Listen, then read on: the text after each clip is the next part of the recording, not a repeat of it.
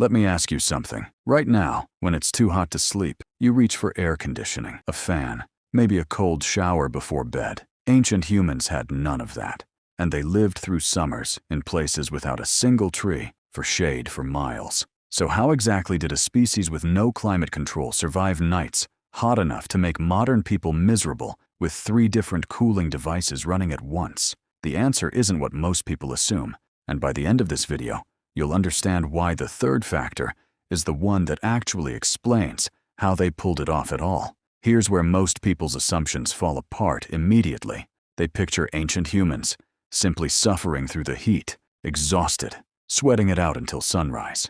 But researchers studying both archaeological evidence and modern hunter-gatherer groups living in extreme heat found something that doesn't match that picture at all. These populations weren't just enduring hot nights.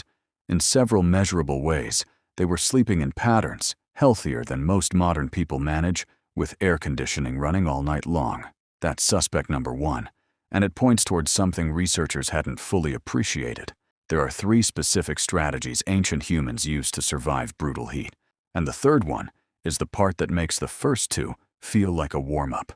The first strategy is something your own body already does, but modern life has trained you to ignore it.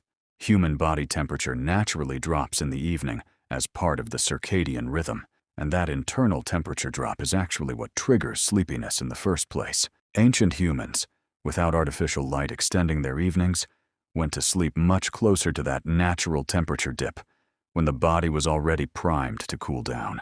Modern humans, staying awake for hours past that window under artificial light, often try to fall asleep after that cooling window has already passed, fighting against a body that's no longer naturally dropping in temperature the way it would have thousands of years ago. Ancient sleep timing wasn't a lifestyle choice. It was working with a biological mechanism that modern schedules routinely override.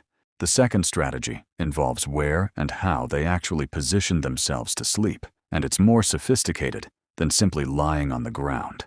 Researchers studying traditional shelter design across multiple hot climate hunter-gatherer societies found consistent architectural choices: raised sleeping platforms instead of ground-level bedding, allowing air to circulate underneath the body instead of trapping heat against packed earth.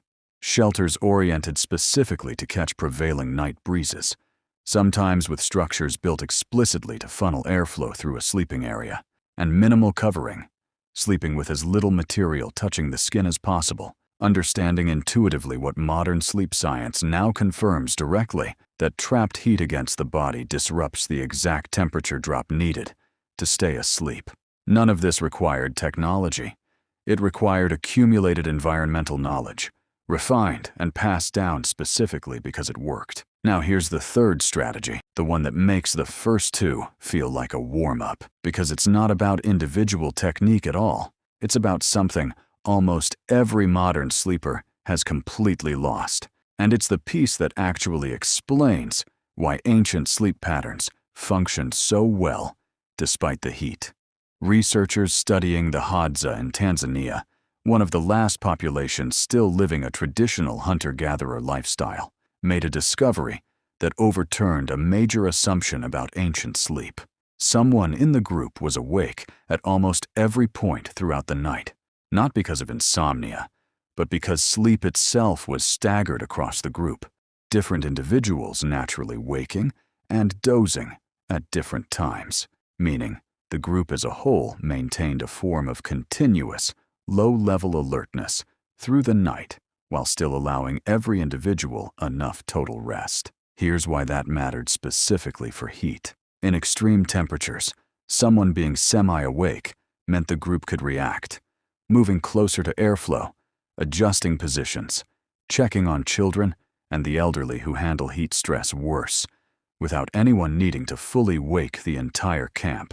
Sleep wasn't one synchronized, vulnerable block for the whole group at once.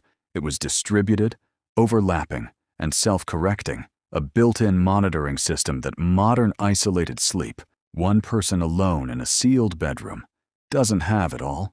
Here's the part that connects all 3 strategies back to that opening question: how a species with zero climate control survived nights hotter than most modern people would tolerate for even one evening.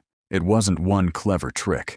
It was 3 systems reinforcing each other, sleep timing that worked with the body's natural cooling cycle instead of against it, shelter and positioning specifically engineered, through generations of trial and error, to maximize airflow and heat loss, and a social sleep structure that meant no individual and no vulnerable member of the group was ever left completely unmonitored during the most dangerous stretch of a hot night. This is genuinely different from how modern people handle heat, which usually comes down to a single-point solution: more cooling power, a stronger air conditioner, a colder room, applied individually in isolation, with no backup system if that single solution fails or gets too expensive to run constantly. Ancient heat survival was distributed across biology, architecture, and community, which turned out to be a more resilient strategy than any single technology, because it didn't depend on one thing working perfectly all night long. So knowing all 3 of these forces, biological timing, engineered airflow, and staggered communal sleep, what does a genuinely hot ancient night actually look like once you strip away the image of people simply suffering through it? Bodies going to rest close to their natural temperature dip, shelters built and oriented specifically to move air across sleeping bodies, and a group quietly taking turns being alert, adjusting, and checking on each other through the night, without anyone consciously organizing a schedule to do it. So go back to the question at the start of this video. How did ancient humans survive brutal heat without a single fan or air conditioner? It was never really about enduring the heat at all. It was about working with the body instead of against it, building shelter specifically for airflow instead of just for cover, and never leaving the entire group unmonitored at once during the most vulnerable hours. You now know something most people never learn, even with every cooling technology available today. The heat didn't get easier to survive because we got smarter individually. It got easier because we stopped trying to survive it alone. If this changed how you think about sleep and survival, hit subscribe, because next week's video breaks down exactly how ancient humans tracked time through the night without a single clock, and the surprisingly precise system they used instead.